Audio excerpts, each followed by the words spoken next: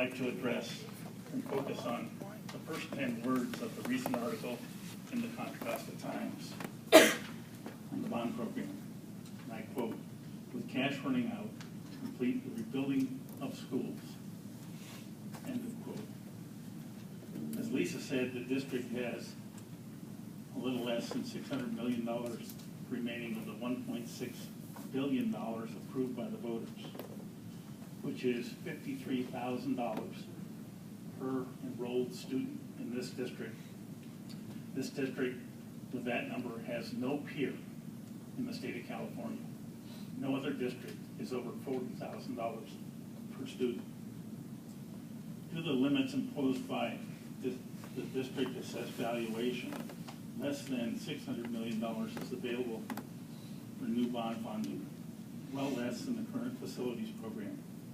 Bond advisors, like KNN, get paid when there is a bond funding, just like mortgage brokers when a home loan closes.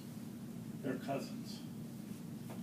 Over the years, the district has pressed hard to maximize the funds available by requesting waivers from the bonding capacity limit of 2.5% of assessed valuation set by the state, getting 3%, 3.5%, and most recently 5% limits. They now want to take us to the dark side. Do you remember the radio ad, getting a mortgage shouldn't be any more difficult than ordering a pizza? Today's presentation explores the following subprime approaches: 40-year amortization, which increases interest rates and extends the term of the bond; more aggressive assessed valuation projections. We already have more authorization than we have capacity to borrow. A tax rate increase of 25% from $48 to $60. Capital appreciation bonds, lots more interest, and bond appreciation notes, which you should think of as like payday loans. I doubt either of the subcommittee members would finance their homes this way. Why would you do so with our schools? All of these increased cost and risk and are warning signs that we have reached the limit of our ability to fund what Superintendent Harder describes as built to last.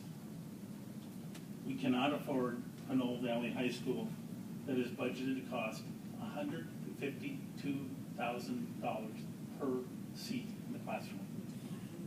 The remaining funds should be spent on making sure all of the schools in this district are safe, clean, and functional. Thank you. Mr. Younger?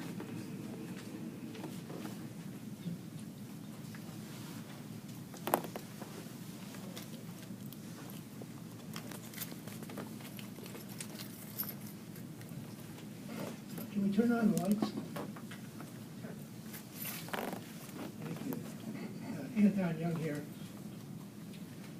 Ivor Jaffrey, who is the bond broker on this $135 million sale, in a letter to Ms. Gamba, disclosed that they have made contributions to bond fund referendum campaigns or provided in-kind election-related assistance to bond referendum campaigns.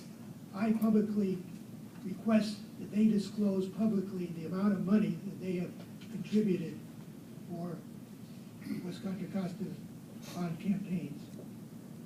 Further, I'd like to note to the committee that these bonds are being sold as negotiated sale.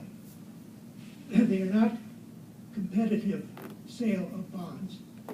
The California County Treasurers support competitive sales of bonds because a bid process provides an open and transparent forum for selling bonds and guarantees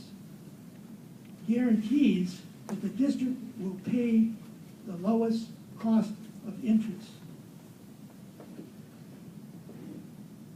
Dale Scott has written the most knowledgeable book on California school bond sales. And he states that for general obligation bonds issued by a well-known, highly rated district, and that's West Contra Costa County, Unified School District. We are well-known in the bond market, and we have excellent ratings from the rating agencies. It is hard to argue for a method other than competitive sales. Most of the districts that use negotiated sales are small districts who are not known in the bond market, and they have a difficulty getting bids. So the question is, why are we doing a negotiated sale when a competitive sale will guarantee they will receive the lowest cost